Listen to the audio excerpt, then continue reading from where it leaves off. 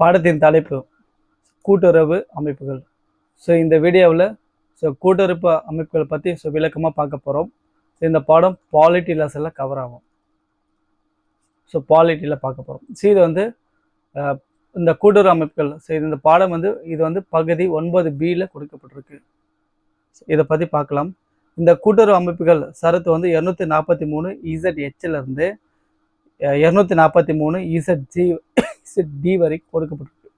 இப்போ இது ஒன்றுனா இது விளக்கமாக பார்க்க போகிறோம்.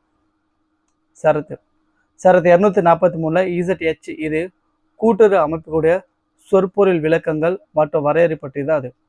அப்புறம் 243 ZI இது கூட்டுறவு சங்கங்களை இணைக்கிறது அது.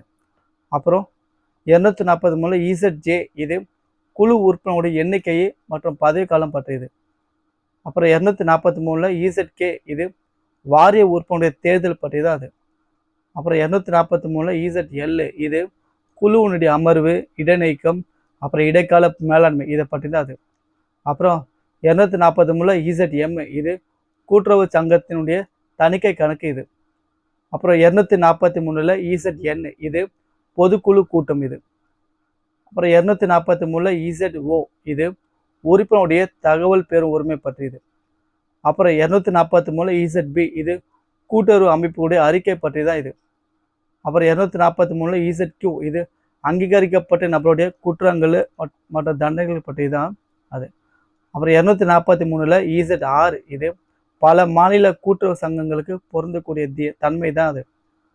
அப்புறம் 243 ZS இது யூனியன் பிரதேசங்களுக்கு பொருந்தக்கூடிய தன்மை தான் இது. அப்புறம் 243 ZD இது நடைமுறை உள்ள சட்டங்களை பற்றி தான் இது.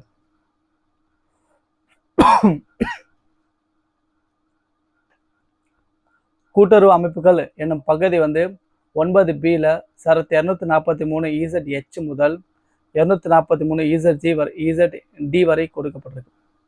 அப்புறம் 2011ஆம் ஆண்டு 97வது அரசியலமைப்பு சட்டத்திட்டத்தின்படி வந்து இந்திய அரசமைப்பில் சேர்க்கப்பட்டது தான் இந்த கூட்டுறவு அமைப்பு.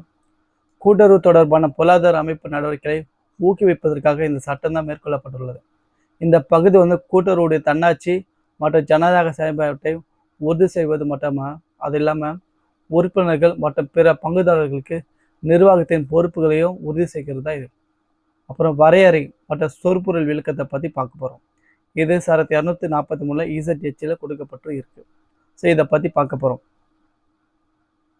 இந்த கூட்டுறவு அமைப்புகள் இது வந்து அங்கீகரிக்கப்பட்ட நபர் இதில் வந்து சரத்து 243 ZQல இருக்கு. அதில் குறிப்பிடும் ஒரு நபர் தான் வரும். அப்புறம் வாரியம் வந்து ஒரு சமூகத்துடைய விவகாரங்கள் நிர்வாகத்திற்கான கட்டுப்பாடுகள் இருக்கு. ஒப்படைக்கப்பட்ட இயக்குனர் வாரியம் தான் அல்லது கூட்டுறவு சங்கங்களை குறிக்கிறது. அடுத்தது கூட்டுறவு சங்கங்கள் பார்க்கலாம். இது பல சட்டத்தின் கீழே பதிவு செய்யப்பட்ட சங்கத்தினை குறிக்கிறதா இது. அப்புறம் பல மாநில கூட்டுறவு சங்கங்கள் அதுனா கூட்டுறவு சட்டத்தின் கீழே பதிவு செய்யப்பட்டு ஒரு மாநிலத்துக்கு மட்டும் பொருந்தாம பல மாநிலங்களை இயங்கும் கூட்டுறவு சங்கங்களை குறிக்கிறது தான் இது. அப்புறம் அலுவலக நிர்வாகிகள் அதுனா கூட்டுறவு சங்கத்துடைய தலைவர், அப்புறம் துணை தலைவர், அப்புறம் செயலாளர், பொருளாளர் போன்றவர்களை குறிக்கிறது தான் இது. பதிவாளர் அப்படின்னா பல மாநில கூட்டுறவு சங்கங்களுக்கு மத்திய அரசால் நியமிக்கப்பட்ட மத்திய பதிவாளர் மற்றும் மாநில அரசால் நியமிக்கப்படும் பதிவாளரை குறிக்கிறதா இது. அப்புறம் மாநில கூட்டுறவு சங்கம் பார்க்கலாம். ஒரு மாநிலத்துடைய முழு எல்லைக்கும் செயல்படும் சங்கத்தை குறிக்கிறதா இது மாநில கூட்டுறவு சங்கம் அப்படின்னு அர்த்தம். அடுத்தது கூட்டுறவு சங்கங்களை இணைக்கிறத பற்றி பார்க்க போகிறோம். இது சரத்து 243 ZIல கொடுக்கப்பட்டிருக்கு. கீழ்கண்ட அதிகாரங்களை மாநில சட்டமன்றம் தான் கொண்டுள்ளது. கூட்டுறவு சங்கங்களை இணைக்கிறது, ஒழுங்கு விதிமுறைகளை வகுக்கிறது, கூட்டுறவு சங்கங்களை முடித்து வைக்கிறது இதெல்லாமே. அப்புறம் குழு உறுப்பினர்களுடைய எண்ணிக்கை மற்றும் பதவிக்காலம் சரத்து 243 ZJல பார்க்கலாம். இயக்குநருடைய எண்ணிக்கை முடிவு செய்யும் அதிகாரம் மாநில சட்டமன்றத்தில் தான் உள்ளது. ஆனால் இயக்குநருடைய எண்ணிக்கை 221க்கும் மிகாமல் இருக்க வேண்டும். ஒரு இடம் வந்து கட்டாயம் வந்து பட்டியல் இனத்திற்கு அல்லது பழங்குடியின மக்களுக்கு ஒதுக்கப்பட வேண்டும். 2 இடம் வந்து கட்டாயம் பெண்களுக்கு ஒதுக்கப்பட வேண்டும். தேர்ந்தெடுக்கப்பட்ட வாரிய உறுப்பினர்களுடைய பதவிக்காலம் 5 ஆண்டுகள் ஆகும். வங்கி, மேலாண்மை, நிதி அல்லது கூட்டுறவு சங்க செயல்களில் சிறப்பு தகுதி பெற்றவர்களை வாரிய உறுப்பினர்களாக நியமிக்க மாநில சட்டமன்றம் வகை செய்துள்ளது. ஆனால் அதாவது மாநில சட்டமன்றத்தை வந்து இது வந்து இந்த வகையெல்லாம் செய்து கொள்ளலாம். ஆனால் வந்து அவ்வாறு நியமிக்கப்படுபவர்கள் வந்து கூட்டுறவு சங்க தேர்தலில் வாக்களிக்கலாம் முடியாது. அவர் கூட்டுறவு அமைப்பில் செயல் இயக்குநர்களும் வாரிய உறுப்பினர்களும் தான். ஆனால் அவர்கள் 21 உறுப்பினர்கள் அடங்க மாட்டார்கள். அடுத்தது வாரிய உறுப்பினர்கள் தேர்தல் பற்றி பார்க்க போகிறோம். இது சார் 243 இசட்-கேல இருக்கு. அதாவது தேர்தல் சட்டம் தொடர்பான அதிகாரங்கள் மாநில சட்டமன்றங்கள் பெறுகின்றது. வாரியத்துடைய பதவிக்காலம் முடியும் முன்பே தேர்தல் நடக்கிறது. தேர்தல் மேற்பார்வை, இயக்கம், கட்டுப்படுத்துறது, வாக்காளர் பட்டியல் தயாரிக்கிறது, தேர்தல் நடத்துதல், எவ்வாறு எந்த அமைப்பின் கீழே நடைபெறும் என்பதற்கான சட்டங்களை வகிக்கிறது. இதெல்லாமே இதுதான். அடுத்தது வாரியத்துடைய இடைக்கால மேலாண்மை பற்றி இப்போ பார்க்க போகிறோம். இது சார் 243 இசட்-எல்ல இருக்கு. சரி, இப்போ இதை பற்றி பார்க்கலாம். வாரியத்துடைய செயல்பாடுகளை 6 மாதத்துக்கு மேலே நிறுத்தி வைக்கக்கூடாது. ஆனால் பின்வரும் நேரங்களில் நிறுத்தி வைக்கப்பட்டிருக்குது.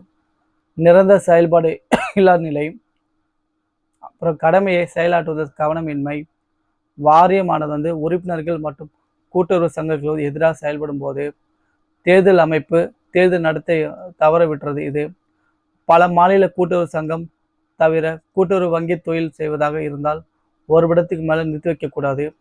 வாரியத்தை எடுத்து நடத்தும் போது வந்து அதனை மேலாண்மை செய்ய நிர்வாகியை நியமிக்க வேண்டும்.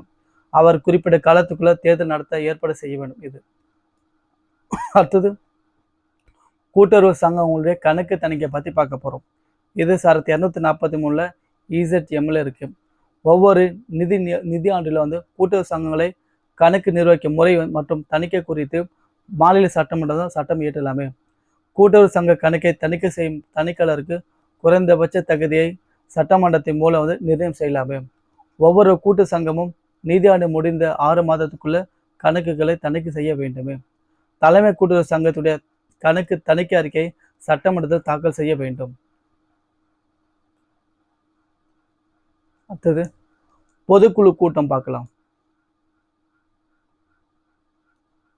சார் 243 இசட்-என்ல இருக்கு பொதுக்குழு கூட்டம். ஒவ்வொரு சங்கத்தினுடைய வருடாந்திர பொதுக்குழு கூட்டம் நிதியாண்டு முடிவுற்ற 6 மாதத்திற்குள்ள நடைபெறுமாறு மாநில சட்டமன்றம் சட்டம் இயற்றலாமே. அடுத்த உறுப்பினருடைய தகவல் பெறும் உரிமை பற்றி பார்க்க போகிறோம். சார் 243 இசட்-ஓல இருக்கு. கூட்டுறவு சங்கத்துடைய ஒவ்வொரு உறுப்பினரும்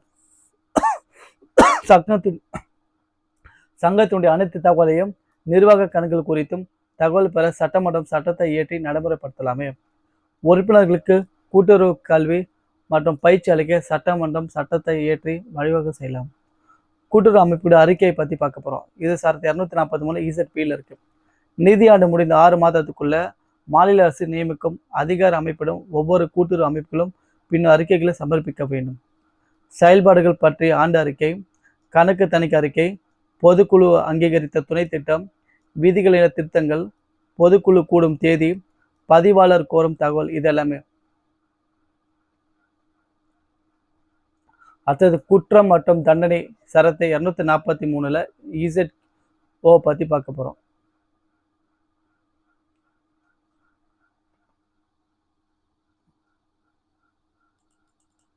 இசட்-ஓல இசட்-கியூ, அதாவது குற்றம் மற்றும் தண்டனை சரத். இது வந்து சரத்து இசட்ல கியூல இருக்கு. கூட்டுறவு சங்கங்களுடைய அங்கீகரிக்கப்பட்ட நபர்கள் தொடர்பான குற்றங்கள் மற்றும் அதற்கான தண்டனை தொடர்பாக மாநில சட்டமன்றம் சட்டம் இயற்றலாமே. பின்வரும் குற்றமாக கருதப்படுறது எதுனா இதுதான். உறுப்பினர் அல்லது சங்கங்கள் வந்து தவறான அறிக்கையை, தவறான தகவல் அளிக்கிறது, சட்டப்பூர்வமான ஆணையை மதிக்காமல் இருக்கிறது, சங்க பணத்தை 14 நாட்களுக்கு மேல செலுத்தாமல் இருக்கிறது, ஆவணங்கள் பதிவுகளை ஒப்படைக்க தவறுறது, தேர்தலுக்கு முன்னு மற்றும் தேர்தலுக்கு பின் என உறுப்பினர்கள் ஊழல் நடவடிக்கைகளை ஈடுபடுறது இதெல்லாம். அப்புறம் பல மாநில கூட்டுறவு சங்கங்களுக்கு வந்து பொருந்தக்கூடிய தன்மை.